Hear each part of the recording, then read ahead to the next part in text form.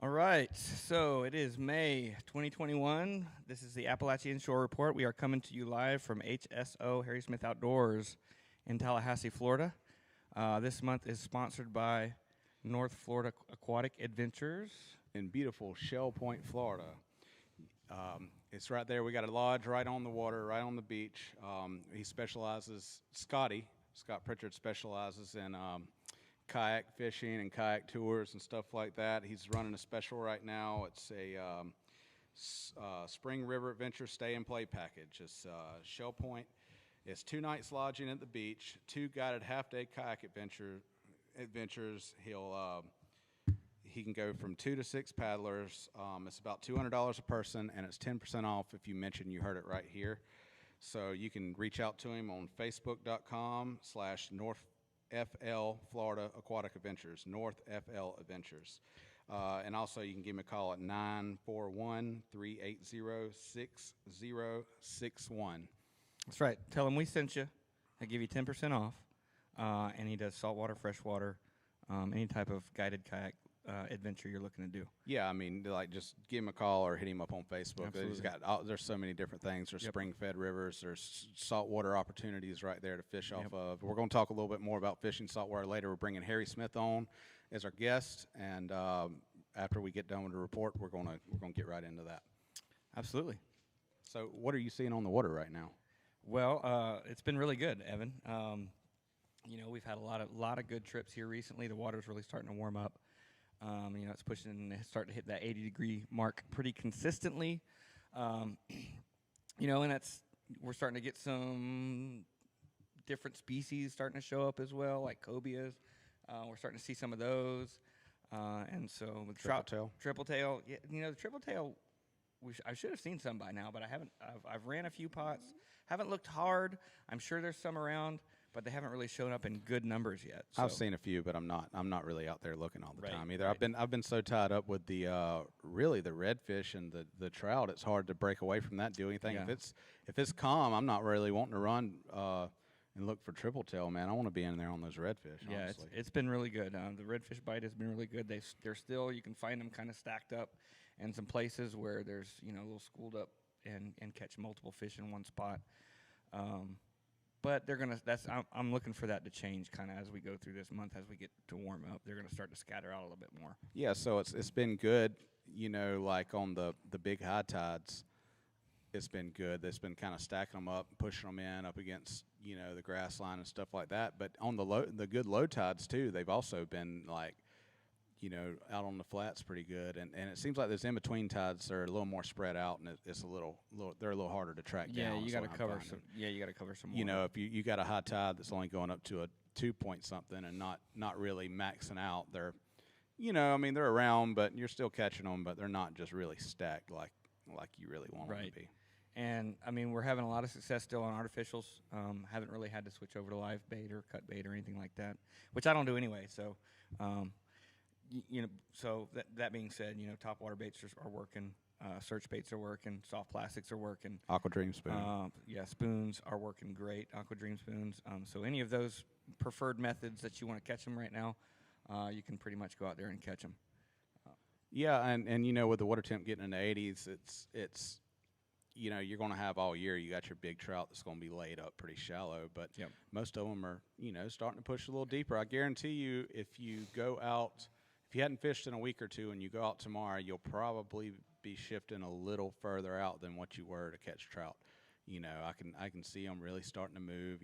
They're searching for that. Once the water starts getting over 80, they'll start searching for that deeper water and that little cooler thermocline down there on the bottom.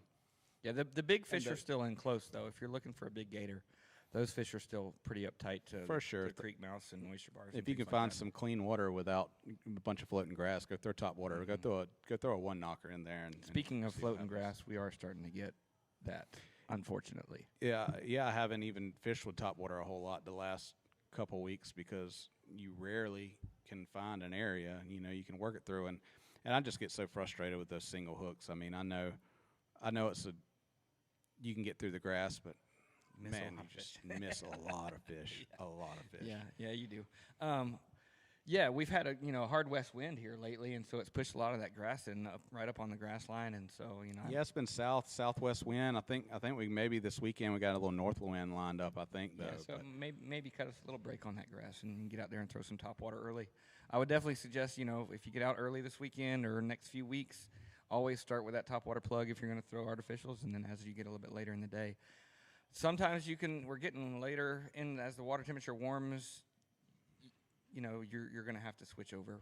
A lot of times, if that water temperature stays cool, you can throw it all day long. But that won't be the case as we move forward into the heat of summer. No, this is definitely a transition month. We're transitioned from spring fishing. By the end of May, it'll be summertime fishing pretty much. So, and everything that comes along with it.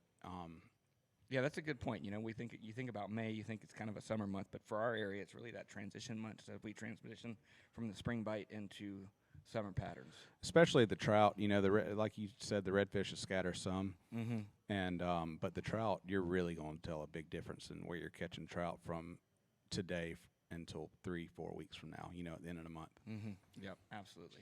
All right. So that being said, since we're still talking about trout, are you still going to use artificials, or are you switched over to bait yet, or what are you being successful with? Well, I think that leads us into our next segment. That'll be this month's Best Bet, sponsored by the Nowhere Grill. Halfway down the beach road between Perry and Keaton, Nowhere Grill. They've got karaoke on Thursday nights. They've got live music Friday and Saturday night. Great place to chill after you come off the water on the way back home if you're leaving, or if you're staying there, ride up and go see Mark and his crew, and great food, cold beer. Nowhere Grill. It's a good place, man. It's when I get the nice thing about Nowhere is usually a lot of times I'm getting off the boat right at dark, and they're open later. So on the way home, I can stop in there, grab some food. Yeah, don't be afraid to stop later. They always got a crew, especially on the weekends till late. Yeah. So my best bet, you were asking me. Yeah. So this month, like I said, I'm looking deeper than what I would have been looking for trout. I'm moving out. I'm moving out of the 3 to 4 to 5 foot range. I might be going to 6, 7, 8 foot. I'm going to start pushing out and scouting more areas out there. I may start on somewhere where I was catching them last week and start there. And it seems to be a few bigger fish lingering. The bigger ones are always the last ones to push out. So if you were catching a bunch of shorts somewhere and a bunch of fish somewhere a week or two ago, you can still go in there and pop some good solid fish, those couple pound trout. And but the smaller ones they're pushing out, so I'm gonna push out with them. It's mostly gonna be I'll throw like a 3/16 jig head with a soft plastic a lot. I like the jerk shads, the 5-inch saltwater assassin, in different colors. Depends on what your watercolor is. I go something bright and dark color, and something a little more natural and clear water, maybe in between. Maybe something with a chartreuse tail and some stain water or whatever. And you also can, May is a good month to start using like pinfish and stuff like that too. So can you get away with shrimp in May, or are you pretty much switching over to pinfish? I haven't fished with shrimp in a month and a half. I know some people have been having some luck with shrimp for redfish here lately, but I don't fish with after about the second week of March. I don't fish with shrimp anymore. Yeah. I'll switch to pinfish if I'm fishing live bait. Yeah. And you can catch some smooth puffers, too. You guys, I ate one the other day. They're really not that bad. You need to go to the Real Epic Facebook page. There's a video on there. It'll show you how to clean them. You need to eat all of them, please. Yes, please keep all of the smooth puffers, a.k.a. rabbit fish. But don't sue me if you get sick from eating one. Yeah. So that's your best bet. You want me to talk a little bit about mine? No, you can. So I'm gonna still be targeting redfish primarily through the month of May before I could switch over to some other stuff. Other stuff, huh? And one of the best ways to locate fish is I'm still gonna be fishing around the highs in areas that have a lot of creek mouths and oyster bars. I'm gonna be fishing around the highs. Make sure those bars are good and covered up, and you're gonna find some fish on those. But what I'm really going to be looking for as far as best bets go is I'm always going to be looking for some type of sign of life in the area that I'm looking for, whether that's mullet on a bar, bait flickering. We got ballyhoo showing up. Ballyhoo on the surface, that is a primary forage for a lot of our fish in our area. And when those ballyhoo show up, that's something that you're looking for, whether they're skipping or getting busted or something like that. But you're looking for bait. Not all spots are created equally, obviously. So some things are going to make that spot stand out, and one of the ways that you can identify that is if there is bait, being mullet, ballyhoo, white bait, pilchards, whatever is there. Look for that. If you guys are running, or hopefully you're not running in too close where the redfish are, Yes. maybe we like to run out and then come in a 90-degree angle where you want to fish. Right. But if you're seeing a bunch of bait flick, even if that's not where you're planning on fishing, maybe stop there and wet a line. And one of the things I do is I keep a pair of binoculars on the boat with me, and a lot of times I'll pull up maybe half a mile offshore and just scan the shoreline. And if there's mullet jumping, you can see that from a long ways away. It'll give it away, and then that will give me a good starting point if it's an area that I'm trying to locate fish in. Watch for the mullet bunched up on those big high tides. Yeah, that's a good indicator that there's going to be some fish around. So yeah, that's the best bet. Best bet, sponsored by Nowhere Grill. Nowhere Grill. All right. So I think we're going to talk a little kayak fishing. We want to bring on the infamous Harry Smith of Harry Smith Outdoors, and he's the expert on it. So we're going to let him talk about it a little bit. That's right. Here you go. Come on, Harry. What's up, guys? What's going on, dude? You doing all right? I Give you a am little very room well. I'm having a little deja vu here with you guys. I know. I That's feel the like we've first done time. this Yeah, before. I think so. It was in the old shop, though. Harry's got a beautiful new shop here in Tallahassee that if you haven't got in here and got a chance to check it out, it is really good. He's got, your inventory is a little low right now, but you're expecting that to change here Next week. shortly. Yeah, it's been pretty crazy, this whole pandemic, with getting inventory, keeping inventory, and then obviously resupplying. It's in a good way, but Yeah, but you'll have plenty bear in with here us. by the end of this week, though. Yeah. We got a bunch of boats coming. They should be trickling in here the next week or two. So definitely come by. And check you us out. said a lot of those boats are already spoken for. So Yeah, so if you're looking to get out on the water and you want a new boat for the season, you better get in here quick. Reach out to me ASAP, and we can set you up. Yeah. We got pedal drives, we got paddle kayaks, touring boats, canoes, the whole nine. So we've been doing this fishing report thing for a few years now. Harry was actually our first guest we ever had on. Look back it up. when we just had a cell phone set up in front of us doing a thing. So. come a long way since then. Yeah. A few more people watch this now. Yeah. So Harry, if someone wanted to get into kayak fishing, if someone had a kayak, or someone wanted to get into kayak fishing and come see you and get outfitted, what would you tell someone who's looking to get out on our coast and target some fish kayaking, as far as safety equipment, maybe like what gear, like maybe a hack or something? What do you think? So first and foremost, if you're coming into this new and you're looking, it can be very overwhelming nowadays with all the options out there, the different types, pedal drives versus pedal or paddle, and so on and so forth. So it really starts there. So come in. Let's talk about the types of stuff you're wanting to do, how you want to go about doing it, the types of waters you're looking to fish, and get out there. So, with that being said, come in, pick my brain with that. We'll get you in the boat suited best for what you're trying to do, and from there, I mean, as far as legality goes, obviously the basics: paddle, life jacket, whistle. The paddle or the life jacket and whistle is definitely a must-have, obviously, for obvious reasons, not only for being legal, for safety issues as well. And then, I mean, the world's your oyster at that point, because I mean, you got rod holders, you've got camera mounts, you've got fish finders you can mount. I mean, it's pretty insane nowadays. So definitely come in and start with the basics, and we can work from there. What's a couple things you would recommend somebody who is just maybe has a kayak, maybe have paddled around a bit, but is interested in maybe going fishing? What would something you recommend, as far as like maybe a net, or like how do you keep the fish on your kayak? What's the best way to do that if you want to keep fish or whatever? Yeah, great questions. First off, you're going to need a couple rod and reels, tackle box with some lures. I'm a soft plastic or artificial guy myself. You're like a central only tackle box, like a little thing. Right? Yeah, and that's kind of what I have grown to love about kayaking, is the simplicity of it. You don't need all this fancy stuff, but you know some people do, and that's what they want. So nets are very underrated in the kayaking world, in my opinion. I've lost some really nice fish due to being arrogant and just no, I don't need a stinking net, but I never leave home without it now. So definitely a net, and they have some definitely kayak friendly type nets out there on the market. Yak Attack makes a great one. There's some small ones with the shorter handles that are actually kayak friendly. Definitely a bump board or some sort of measuring device. You want to stay legal. You don't want to keep anything that's not legal.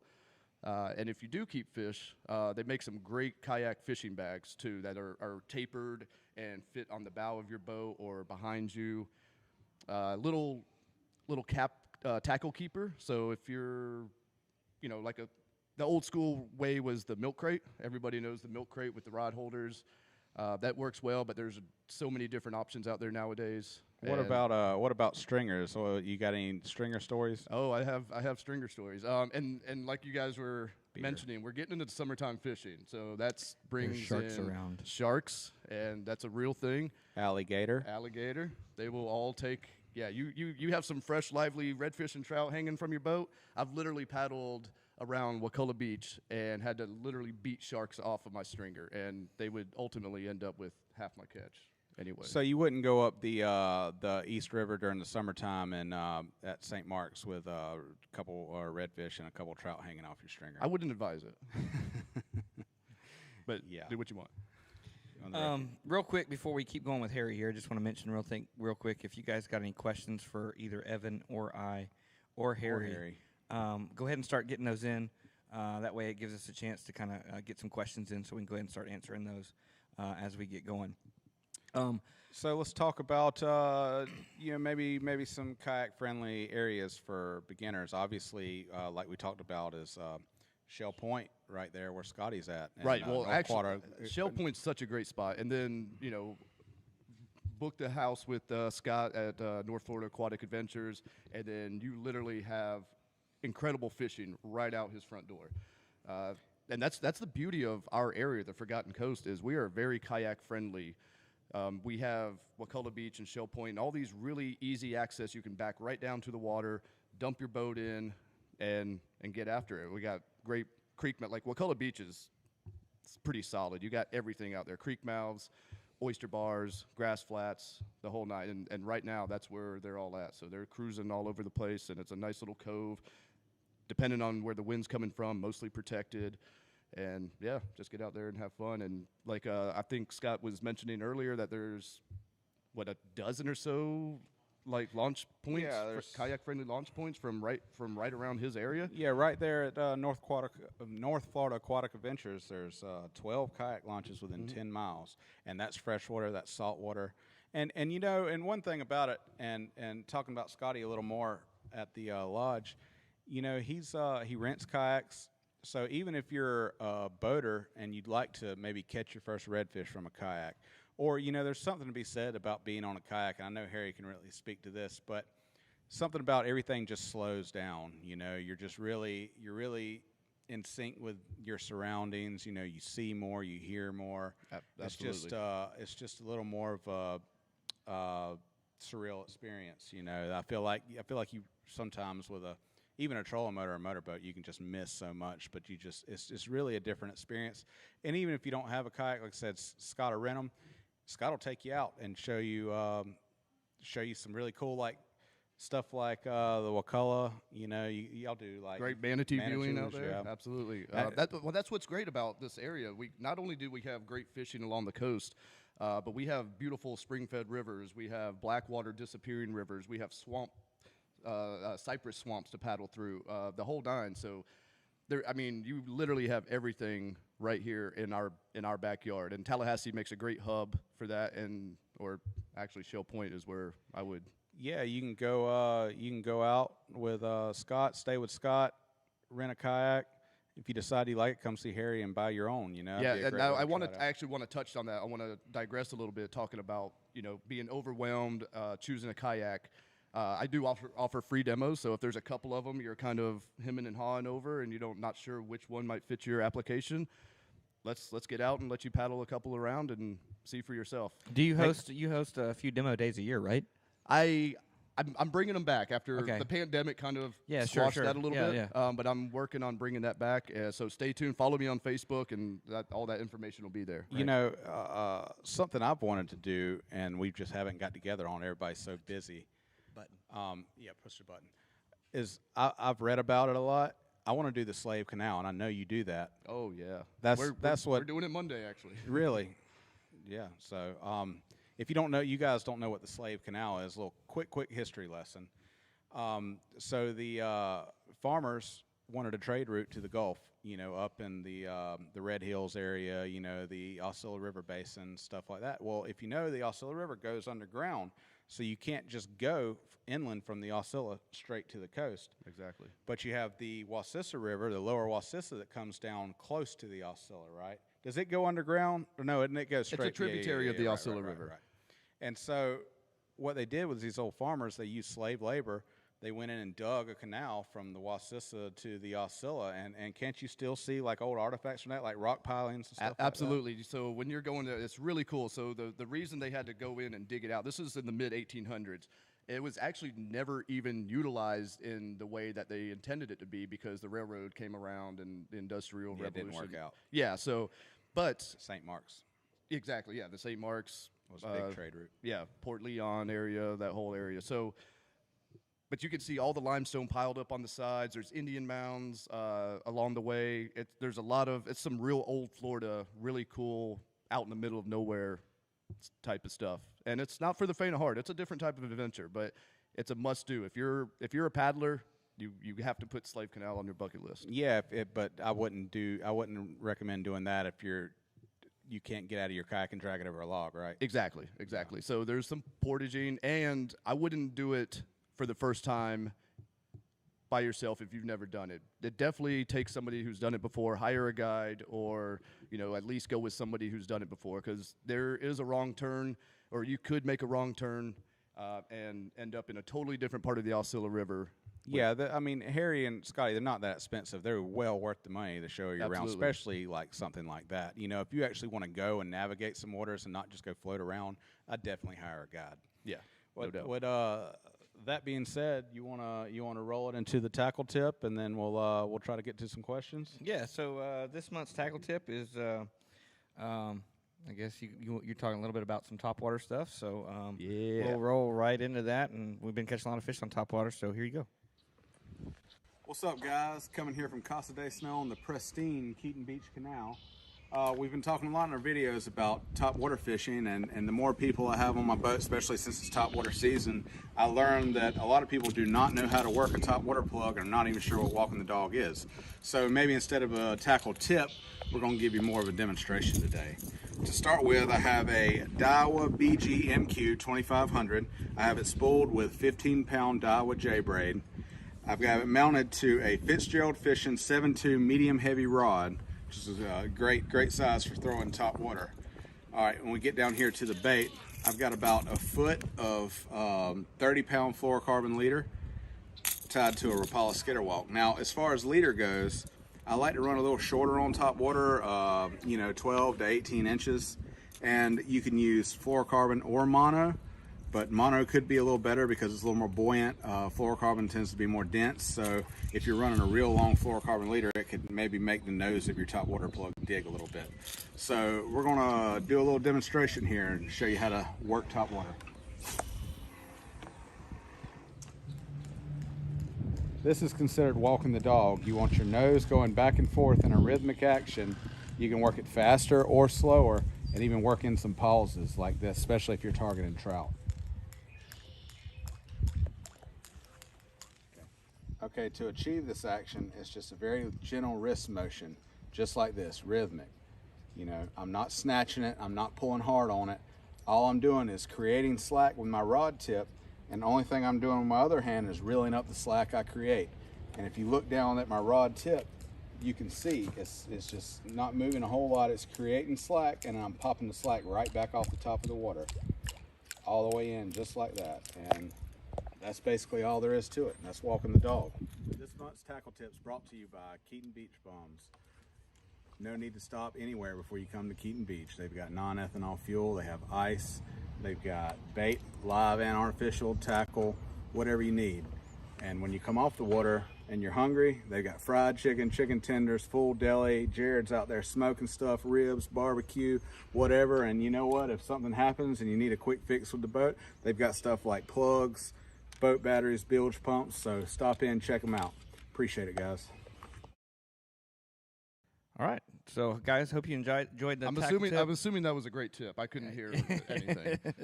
It's professionally done, Evan. Professionally done. Thank you. So real quick before we kind of wrap up here, obviously if you got any questions, we're going to start to get to some questions in just a minute. But if you have any others, please feel free to throw them our way about anything, whether what's happening right now, what we're catching fish, how we've been catching fish, what Harry's been doing, anything kayak related. Go ahead and get those in, and we'll start answering them here in just a minute. Yeah, Bring it on. We'll talk a little bit about more about North Florida aquatic adventures. I don't know why I'm butchering that so bad, but so he's literally across the street from the beach. You can come, you can do spring fishing tours. You can fish. You can bring your boat and dock up right there on the water on the canal and Shell Point, and the wife can go lay on the beach. You can go fish. I mean, if she don't like to fish, she can obviously do it. I was going to say, someone's going to take offense to that. Yeah, well, no, I mean, there's plenty. I have women on the boat all the time. Plenty of them love to fish, but I also have a lot to leave their wife behind, too. So there's stuff they can do, if that's the case. And Jay, don't you offer some package trips with him over there? Yeah, we offer a package trip through North Florida Aquatic Adventures where you offer a stay and fish combo where you can stay at the house at the rental, and then we'll do some guided trips out of either Ecofino or still over that way if if that's something you are interested in. So, if you want to do that, I would highly encourage you to do that now or before we get into the heat of summer, or wait until fall, because that's when the bite really starts to kick back up. So, right. You want to get on to the questions? Absolutely. Let's tackle some questions, man. I think we'll start with that one right there. You want to read it?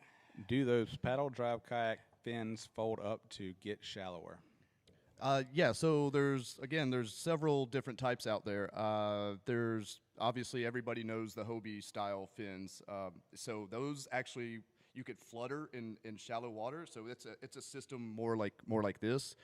So you can actually suck them up to the bottom of the hole to get pretty skinny, or you can even flutter to keep it going. The problem with that is the reverse on those are a little different.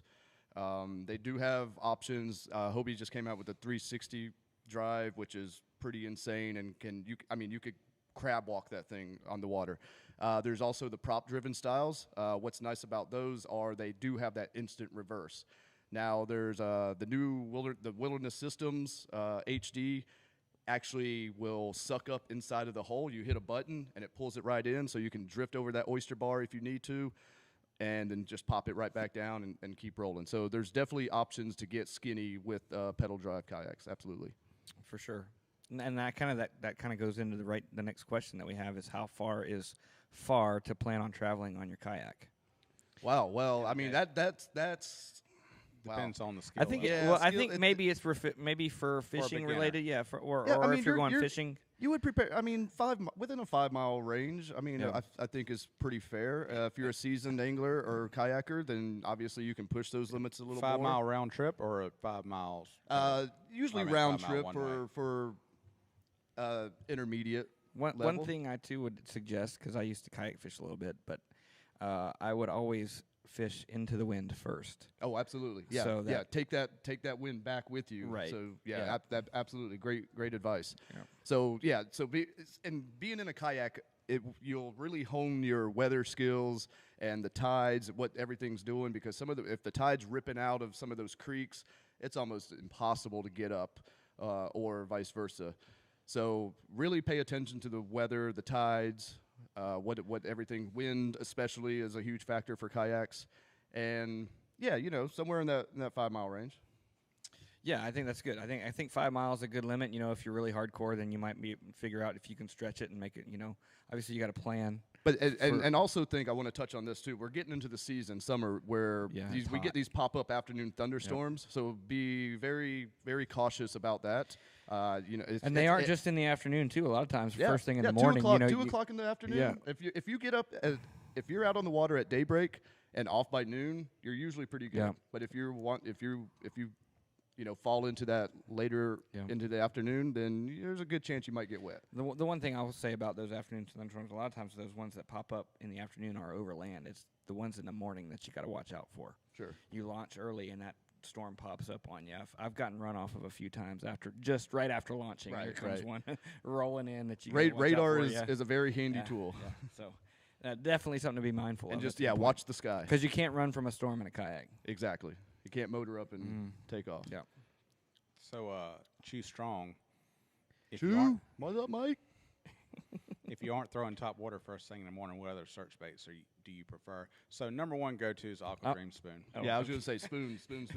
Yeah. And you can also throw paddle tails, straight reeling paddle tails, whether it be just a plain paddle tail hooked with an owner twist lock, weedless, a jig head, or chatter baits and like spinner type baits for redfish. Mm-hmm. Absolutely. Yeah, the spinners are actually, that's a great one that a lot of people overlook sometimes. Those are all search baits. So if I'm not throwing top water in the morning, there's something wrong with me.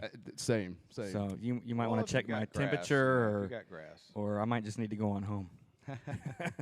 No, we got mat grass. No, grass would be the main limiting factor in that scenario.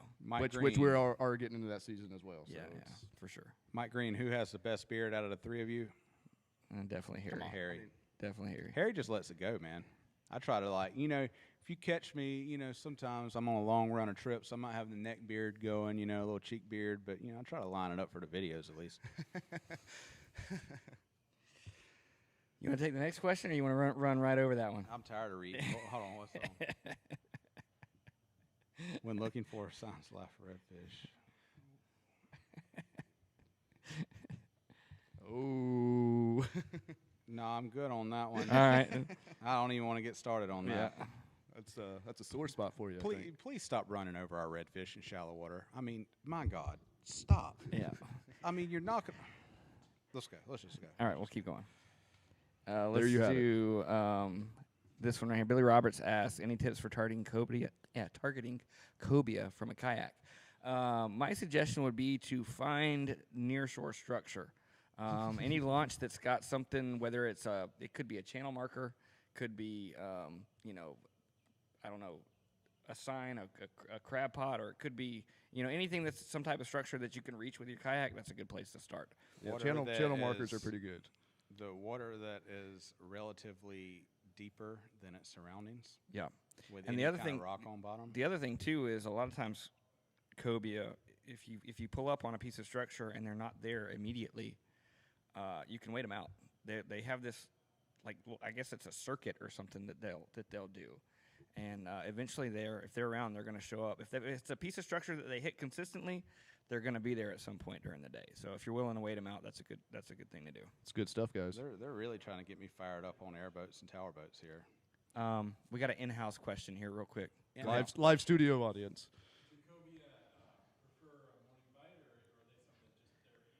Man, I haven't really know. I think it's more about the bait than it is the bite. So what he was asking is when the bite turns on better for the cobia, morning, afternoon. I think if they just want to feed, man, they're going to feed. Yeah. I mean, morning. I think morning's probably best. Morning and evening's probably best for anything. But I mean, you can go pull up on them 2 o'clock in the afternoon if they're fired up. They're eating, man. Yeah. And the bigger fish are going to be a little bit harder to catch on artificials. So you want to definitely have some live bait, because it sucks to pull up to a spot and there's a 40-pound cobia right there and you can't get them to eat nothing. So, and then you just got to watch them swim off, which is no fun. So, anyway, so definitely look for structure, anything that you can reach from a kayak within, I guess 4 or 5 miles, of land. Well, and that's another factor where these pedal drive kayaks come definitely. in, because you can typically cover a little bit more water and fish while you're doing that as well. Mm-hmm. So it's a little easier in that regard. I mean, you'll run into them randomly out on the flat sometimes, but your odds are relatively low to do that. It's definitely going to be better to look for structure on that. Laura Seaton said, "What's the best kayak you had for a beginner?" So I would probably suggest that depends. So I'd probably suggest coming in here and giving Harry a call or coming in and talking with him about it. Absolutely, and that goes back to the what I had said touched on earlier is it's very overwhelming. So you got to ask yourself, how are you transporting it? Where are you going to store it? What kind of waters do you want to paddle? Are you fishing, pleasure, recreational? So there's a lot of factors. That's why typically if you dive deep into the kayaking world, you're going to end up owning several different styles just for that reason, depending on what you're going to go do. Yeah. Great question, Laura. There's and Hugh Deb White asks any info on cobia this time of year. Yeah, I think we just talked. Yeah, we well, I mean they're not here in really good numbers quite yet. I mean, but they could be. May's usually the best about month peak, for them. Yeah. They're getting here. Yeah. There's a few getting caught, but they're spotty. It's still a little spotty. I anticipate that though changing very, very rapidly though. It could be in the next few days. So For sure. Is that all the questions we have? We done quite. Yeah, we just want to talk about tower boats and airboats, I guess, today. I don't know if I really want to get started on that. well, we can touch. I mean, I don't know. Yeah.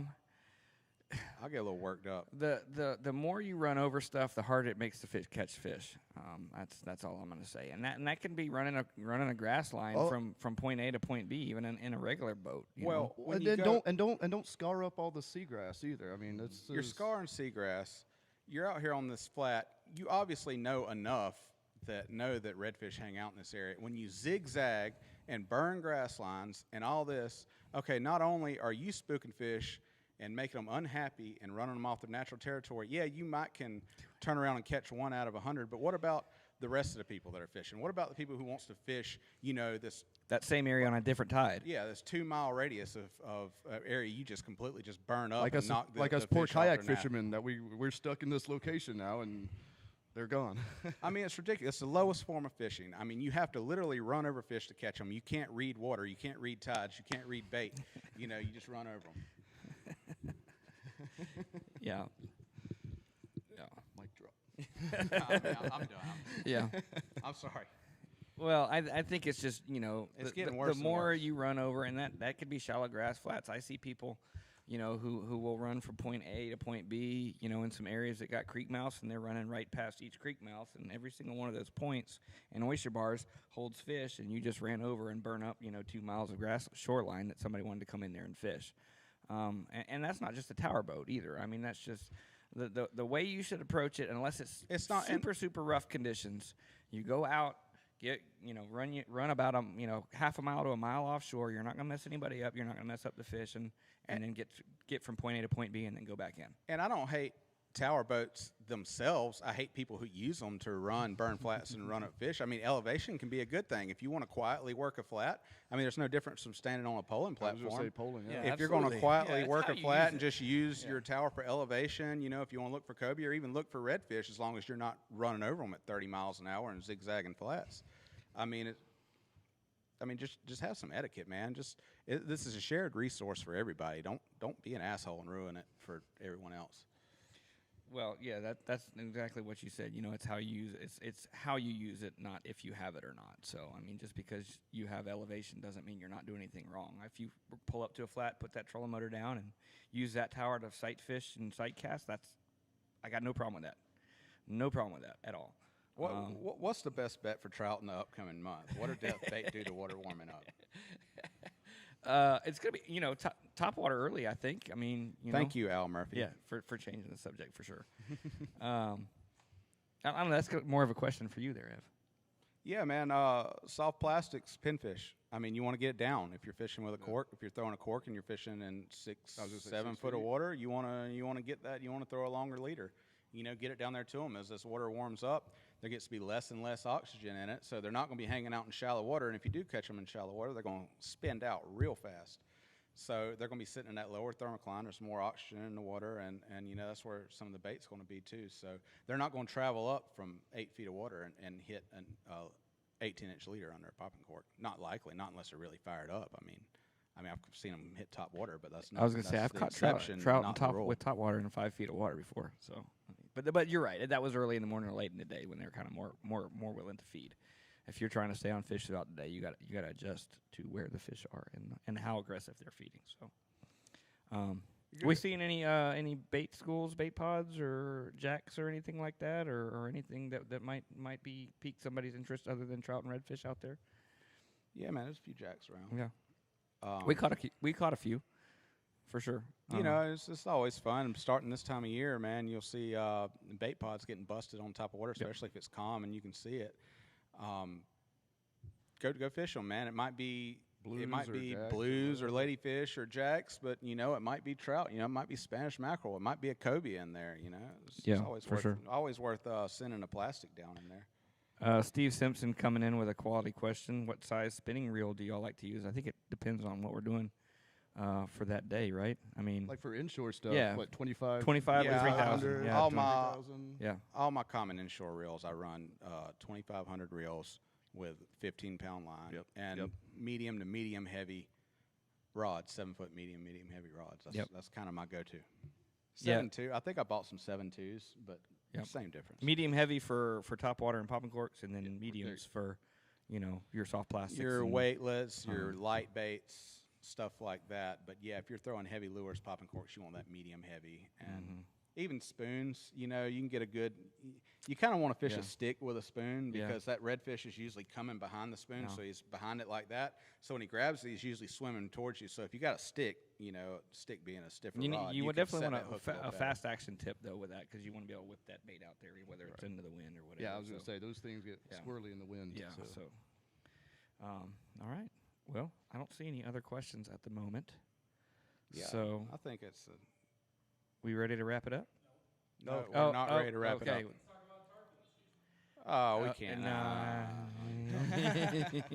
Yeah. Okay. So Scott's Place at Shell Point is, our over some of the western areas. Brandy, of our I coast enjoyed it. Come back and see me. Is known for some tarpon showing up, and We'll get some. If you are interested in having access to some really good tarpon fishing, you can stay at the Shell Point at North Florida Aquatic Adventures, and you can keep your boat in the water, and you don't even have to run very far to find those fish. So, if that's something you're interested in doing, Thanks for reach that, out to Jay. them. There's also a lot of great guides in the area as well. There are a lot of great guides in the area. I would definitely, if that's something you're interested in doing, I would definitely hire a guide. If you want to tarpon fish, book a guide.